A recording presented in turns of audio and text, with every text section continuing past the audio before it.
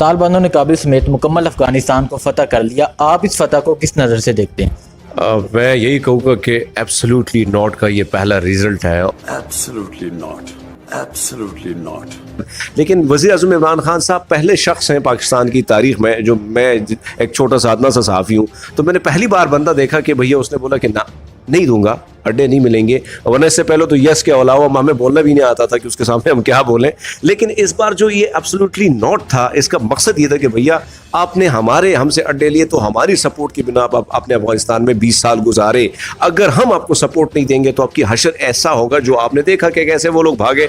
तो यही मकसद है बात करने का कि भैया अगर हम हाँ यस करते तो फिर मामला कुछ और होते। और आपके सामने, पूरी दुनिया के सामने, और ये पूरी दुनिया को समझ आने चाहिए कि जो ताकत है, जो कुव्वत है, उसको समझना चाहिए, कि उसको तस्लीम करना चाहिए। जब आप में इतनी अकड़ आ जाती है, आप इतने अकड़ में आ जाते हैं कि आप किसी के साथ टेबल टॉक करने को तैयार नहीं होते, और जब आप इन्वेस्टमेंट किसी और कंट्री की होती है और आपको वो फीड करता है कि रियलिटी ये नहीं है, रियलिटी कुछ और है, और आपको आपके जो पड़ोसी हैं जो चाहते हैं कि वहाँ पे अमन आए, उस इलाके में अमन आए, और वो आपको बार बार इस बात की तनबीह देते हैं कि आप मुज़ाकरात की टेबल पर आएँ, लेकिन आप उनकी बात को साइड पर रखें, उनकी बात मानते हैं जिन्होंने बहुत बड़ी इन्वेस्टमेंट की है। लेकिन आज जिन्होंने इन्वेस्टमेंट की वो भी तबाह बर्बाद हो गई, जिन्होंने बहुत पैसा लगाया, जिन्होंने अशरफ गनी साहब को मशवरे दिए, तो वो भी आज इस हैरान है कि भाई अगर हमें मिला ये जो रिएक्शन है, ये जो हमें रद्द-ए-अमल है, ये जो एक सरप्राइज है, वो भी 15 अगस्त को मिला। तो समझने वाले समझ जाते हैं जिनको समझना चाहिए।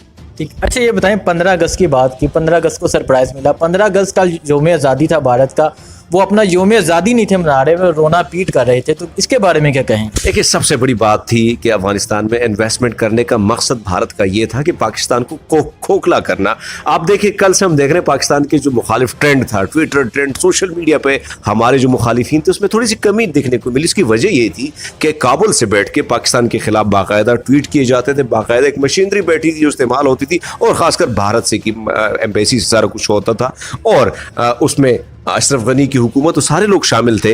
लेकिन कल जो ये मातम हम देख रहे हैं, ये जो मामलात देख रहे हैं, उसकी वजह ये कि आपकी बहुत बड़ी इन्वेस्टमेंट, जो आपने फ्यूचर मुस्तकबिल का सोचा था कि बहुत बड़ी इन्वेस्टमेंट से इतना फ़ायदा होगा, लेकिन वो जब एक साथ डूब जाए तो फिर आज़ादी क्या, फिर तो आप रोना ही पीटेंगे ना। तो जो रोने का वो है, उसका उनका दुख मैं समझ सकता हूँ, और बड़े दुख के हालात, बड़े तकलीफ दे मरहले से इस वक्त मोदी सरकार और उसके जो लोग हैं, हामी हैं, वो गुजर रहे हैं। लेकिन इसके साथ साथ मैं अगर बात करूँ तो यही पॉलिसी होती है। अगर आप देखें ना कि बार बार वज़ीर आज़म इमरान खान साहब काबुल भी गए, अफगानिस्तान जाने का मकसद ये था कि उसकी जो हटदर्मी थी अशरफ गनी साहब को समझाने की कि आप टेबल टॉक करें, बात करें।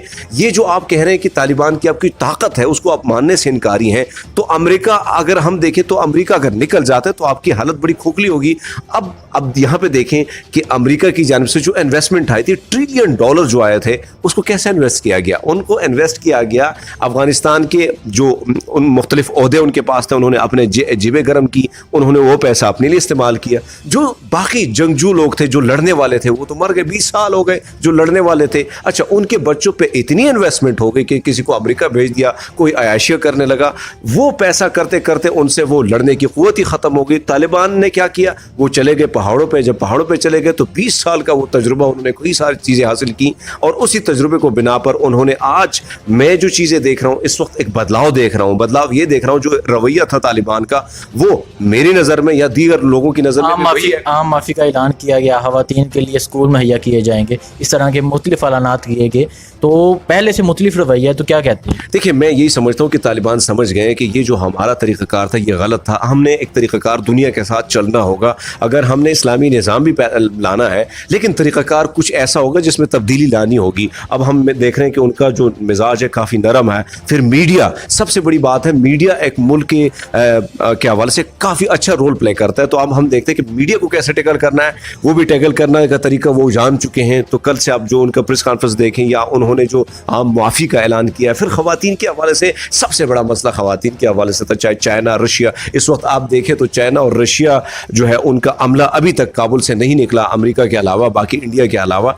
तो इसका मकसद ये है कि चीन और रशिया पहले ही उनको कह चुका है कि भाई आपने अपने ये तरीक़ाकार चेंज करना होगा, तो दुनिया में میں ہم آپ کے ساتھ سپورٹ میں کھڑے ہیں. تو یہ چیزوں کو دیکھنا ہوگا. لیکن بات وہی آتی ہے کہ اگر آپ جذبات سے فیصلہ دیتے ہیں, جب آپ اپنی انا کو آگے سامنے رکھ کے آپ فیصلے لیتے ہیں, تو پھر اس کا رزلٹ یہ ہوتا ہے کہ پھر آپ کو بھاگنا پڑتا ہے. اور اشرف غنی صاحب بڑے قابل احترام ہے ہمارے لیے, اور ہم نہیں چاہتے کہ خود ریزی, اور بار بار پاکستان کا یہ مقصد تھا کہ ہم چاہتے ہیں کہ وہاں پہ حالات جو ہے وہ نارمل ہو جائیں.